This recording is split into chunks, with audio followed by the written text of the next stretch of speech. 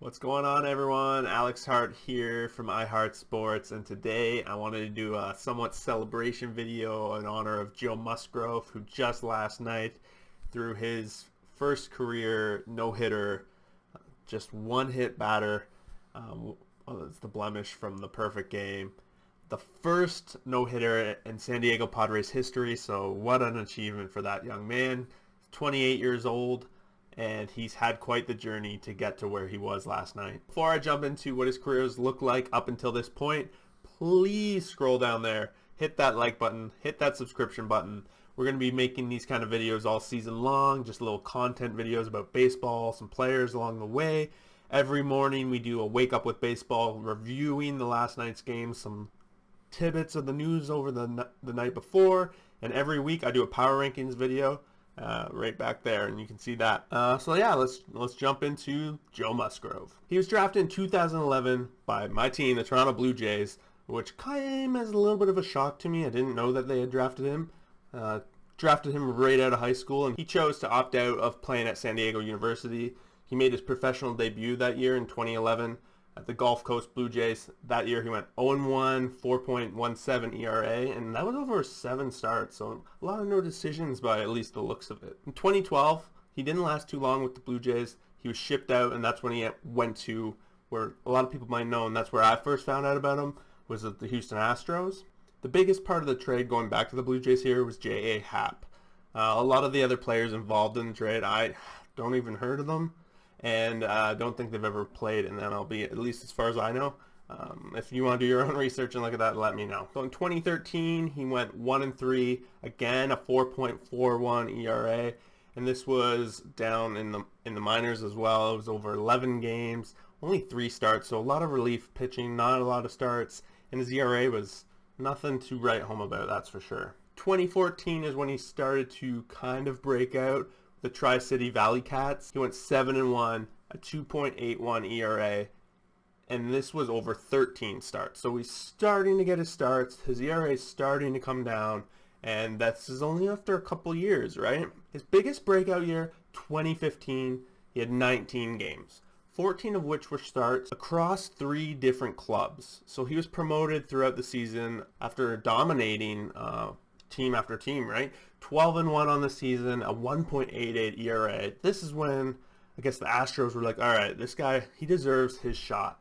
So in August of 2016, he gets his chance, and it's against the team that drafted him, the Toronto Blue Jays. 4.1 innings pitched, 8 Ks, and only 1 hit given up. It was quite a debut for this young man, and honestly, it couldn't have gone much better than that. He, however, struggled a little bit through the next year and a half. His ERA was way higher, kind of like the beginning of his career.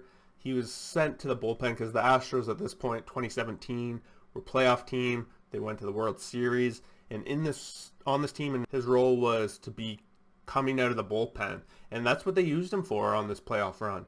2017, he had 7 playoff appearances, 4 of which were in the final series against the Dodgers.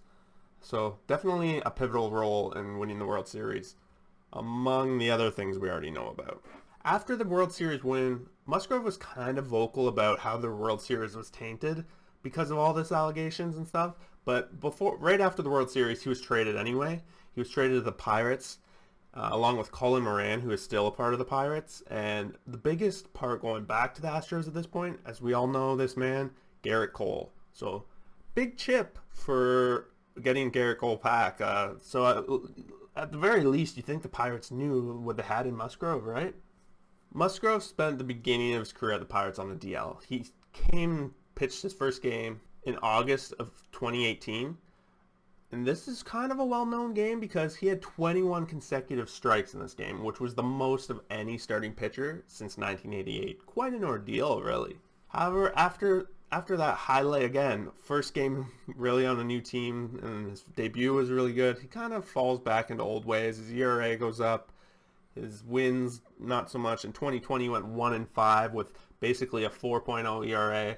Nothing too crazy, although it is on the Pirates, so you're not going to be getting a lot of wins to begin with. But in January 2021, this year, he was traded in part of a 3-way trade to the San Diego Padres.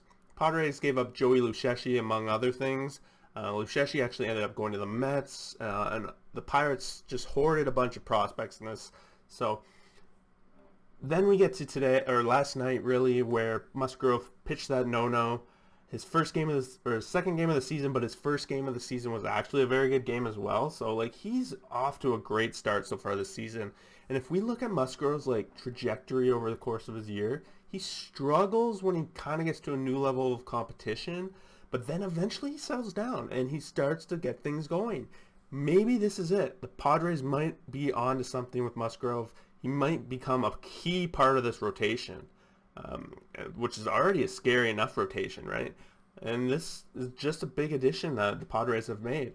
I'm excited to see what this guy's capable of. He's only 28 years old, a couple of years of prime time still left in this man, so only time will tell, but it looks like the long road for Musgrove only led to this point, but he worked hard at it, and he always seems to be getting better, so I think this is only the beginning for what could be a long career for this young man. If you enjoyed something, just a quick rundown of a video like that, please let me know in the comments below.